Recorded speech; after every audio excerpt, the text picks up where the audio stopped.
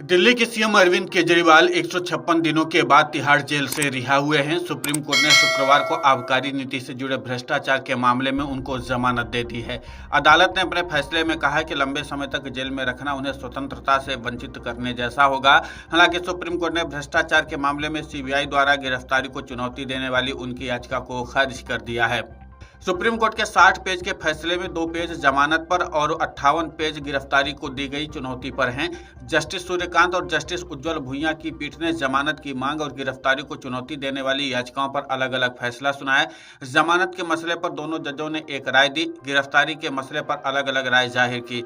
Justice Suryakant ने CBI द्वारा केजरीवाल की गिरफ्तारी को सही बताया। जस्टिस भुइयां ने गिरफ्तारी के समय पर सवाल उठाते हुए कहा कि सीबीआई को उस धारणा को खत्म करना चाहिए कि वो बंद पिंजरे का तोता है। उन्होंने सीबीआई को पिंजरे में बंद तोता की धारणा से बाहर निकलने की नसीहत दी। पीठ ने सभी तथ्यों पर विचार करने के बाद अरविंद केजरीवाल को जमानत पर रिहा करने का आदेश दिया।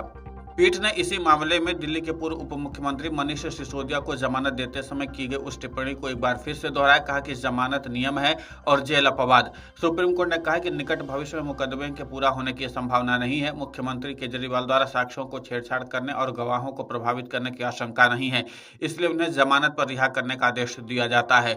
सुप्रीम कोर्ट ने अरविंद केजरीवाल को 10 लाख रुपए के मुचलके और इतनी ही रकम की 2 जमानती जमा करने की शर्त पर जेल से रिहा करने का आदेश दिया। जस्टिस सूर्यकांत और जस्टिस उज्जवल भुइयां की पीठ ने शीर्ष अदालत में केजरीवाल के मामले के तथ्यों को लेकर के किसी भी तरह की कोई भी सार्वजनिक टिप्पणी नहीं करने का आदेश दिया। पीठ ने कहा कि आबकारी नीति से जुड़े मनी लॉन्ड्रिंग के मामले में अंतरिम जमानत देते समय सुप्रीम कोर्ट द्वारा लगाई गई शर्तें इस मामले में भी लागू रहेंगी। सुप्रीम कोर्ट ने मनी लॉन्ड्रिंग मामले में 10 मई को चुनाव प्रचार के लिए और 12 जुलाई को अंतरिम जमानत देते समय यह शर्त लगाई थी कि केजरीवाल अपने कार्यालय या दिल्ली सचिवालय नहीं जा सकते। साथ ही कहा था कि वो किसी भी आधिकारिक फाइल पर हस्ताक्षर नहीं कर सकते जब तक कि उपराज्यपाल की मंजूरी प्राप्त करने के लिए बिल्कुल आवश्यक न हो।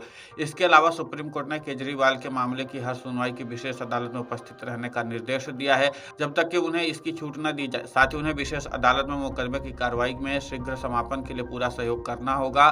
जस्टिस भुइयां ने कहा कि आबकारी नीति से जुड़े मनी लॉन्ड्रिंग मामले में आप प्रमुख केजरीवाल को जमानत मिल गई हो तो उन्हें हिरासत में रखना न्याय की दृष्टि से सही नहीं होगा। उन्होंने मनी लॉन्ड्रिंग मामले में जमानत देते समय लगाई गई उन शर्तों पर भी गंभीर आपत्ति जताई है जिसके तहत केजरीवाल को अपने कार्यालय में प्रवेश करने और फाइलों पर हस्ताक्षर करने पर रोक लगा दी गई है।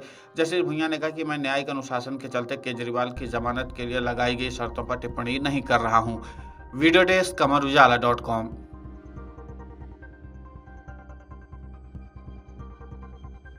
अगर आप ये वीडियो YouTube पर देख रहे हैं तो हमारे चैनल को सब्सक्राइब करें और बेल आइकन को दबाना ना भूलें। अगर आप Facebook पर ये वीडियो देख रहे हैं तो हमारे पेज को लाइक करें।